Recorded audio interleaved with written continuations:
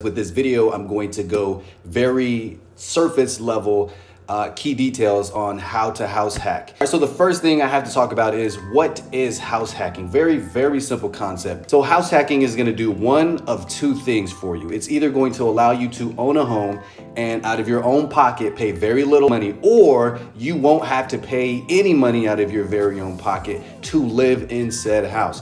Now, how is this achieved? Basically, all you want to do is when you buy your house or in the process of buying your house, you want to market your property that you are about to buy on websites like roomies.com, roommates.com, Zillow, Craigslist, all of these different places. You can market your property to people who are looking for a room to rent. And in today's market, what we're seeing is a lot of people are really looking to rent, specifically because houses are a lot more affordable than they were over the past few years. So the second item that I have to go over is how do you market your property? Because this is going to be key. You basically want as many eyeballs on your rooms as possible. So there's one thing that I want you to do here. While your property is under contract with the home that you're about to buy, while it's under contract, what you want to do is have your real estate agent communicate with the listing agent and say, hey, we want to utilize some of the professional photographer the pictures that you guys took for the listing on 1994 Hayden Street.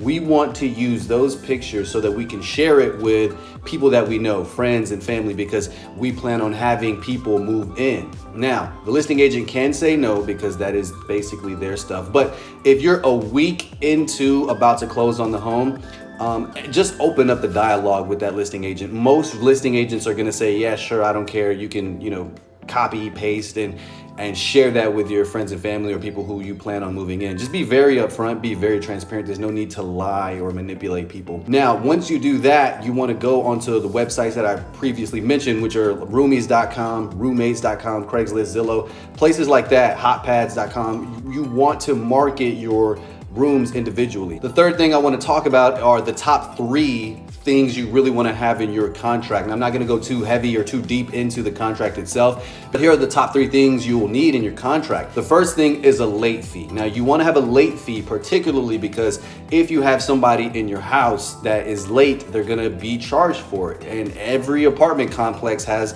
a late fee. Now, the amount you should charge for your late fee is totally up to you. But in your contract, not only will you have a signature at the bottom where your late fee is in the paragraph, I want you to have people initial at the beginning of the paragraph and also initial at the end of the paragraph. That way there's no lack of communication. Basically, when you sign at the top of the paragraph for the late fee and at the bottom, basically that lets me know as the landlord that you had to read through this entire paragraph. So there are no miscommunication levels right there. The second thing you want to have on your contract are cleaning responsibilities. Now, people need to understand that if you move in and you are not a clean person, and I'm not even asking you to be like housekeeping service clean. We're not asking for that. We're only asking for people to come in and clean up after yourself. Now, in the paragraph where you're talking about the cleaning aspect, you want to make sure that they are aware that if they don't clean up after themselves and it's horrible and they're incredibly dirty, they can be kicked out of the home. And the reason is because now they're becoming a health hazard to the other roommates in the house, including yourself. So you don't want to have anybody in there who's going to be extremely dirty. Now, this is another paragraph where you want to have 2 initials, one initial at the beginning of the paragraph and the second initial at the end of the paragraph. And the third item that you need to be talking about in your contract is quite simply peace, right? We want to have a very peaceful home. And in order for us to maintain peace within the home, if anything arises, if any problems happen, you want to make sure that people are bringing the issues up, right? There's no need in being passive aggressive. We're all adults. We're all renting these rooms individually. So let's bring up the issues. So peace is the third, but one of the most important things in the contract that you need to verbalize to the person as well as write it down. The fourth item on the list is really going to be how much do you charge for rent? Now, later, I'm going to show you guys a real world example and show you how to do this, but this is basically how it works. You go on to a site that I use very regularly, which is roomies.com, and you quite simply type in your area. If you live in Ventura County, if you live in San Diego County, all you got to do is go to Roomies, filter through the rooms that you want to see in the area, and you'll get an idea of what people are charging. This lets you know that, okay, the market price is set at $1,200, or the market price is set at $1,500, $1,600, $1,700, right? You want to match what the market is already advertising. That way, when people move in, you know that it's a fair price. All right, so number 5, I'm going to get into a real world example of a property that I found in Oxnard, California that fits this mold of house hacking, and how you're able to basically live for free or live for very cheap with a property like this. So let's get straight into it.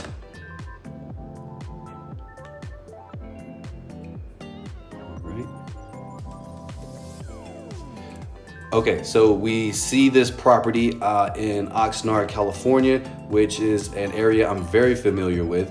Let's look at a couple of the photos. We're not gonna go through the entire thing, but we see that this is an incredible, beautiful looking property.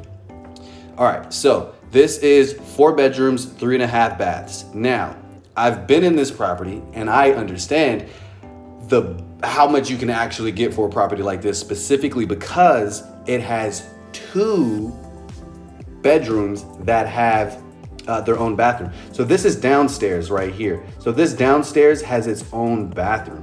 So you can charge a premium for rooms that have their own bathroom. Cool, right? So let's do a little bit of math. Well, before we do math, let's see how much we can get for the room. So I have Oxnard, California already typed in.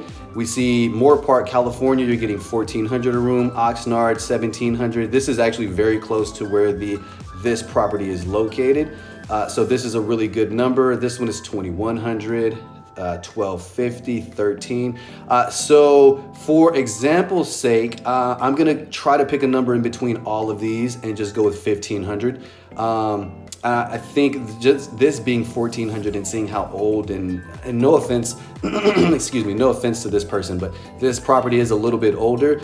This, however, is brand new, so you could probably charge more. Okay, so that being the case, we now say, okay, we can get $1,500 per room. And with a private bathroom, I think we can get $2,000. And I know this from experience, you can get $2,000 for a master bedroom with its own private bathroom. Okay, so let's do a little bit of math, a little bit of calculations, and let's take this as an example. So if you were to acquire this house right here, let's scroll down, we see that the cost is $43.20 a month. Now, I like to just do hard numbers because it makes my life a lot easier. So if you come to the table with 20% down, or $148,000, then what we see is your monthly payment is only 43 and some change, $4,300, right? Now, I want to take another scenario. Now, you can either put 20% down, and if a lot of people cannot afford that, you can go FHA, which is 3.5%. And we see that the price jumps up to roughly $5,000, right? So still, these numbers are making sense. I'm liking what I'm seeing, all right?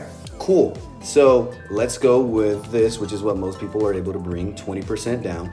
And your monthly payment is $4,300. Now, simple math shows us that $1,500 a room, because you've got 3 bedrooms, right, that you can rent out.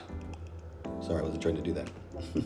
So you got 3 bedrooms you can rent out, and you're gonna stay in the 4th bedroom. Now, 1 bedroom, remember, you can get $2,000 for it. So if we do some simple calculations, we've got $2,000 plus $1,500 for spare bedroom again, and $1,500. So basically, for 3 spare bedrooms, you're bringing in $5,000 a month. All right, that's crazy money for just renting out your rooms. And that doesn't include when you leave. When you leave, you're able to charge another $2,000 for your master bedroom.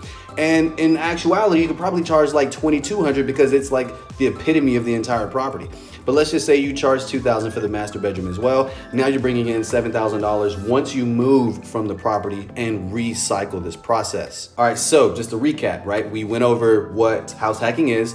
I gave you a real world example. I even dove into the contract just a tiny bit, just to give you an idea of the things of things that you should expect. And with that, I've got nothing else for you guys. I hope this was valuable. If it was, please reach out to me via DM saying thank you, or Alex, this was useless, wasting my time. That's also fine, right? But if it was valuable, please visit my Instagram page. My YouTube link is in my bio, and I've got a ton more information on my YouTube channel. I drop like 2 videos a week, sometimes 3 if I'm feeling generous.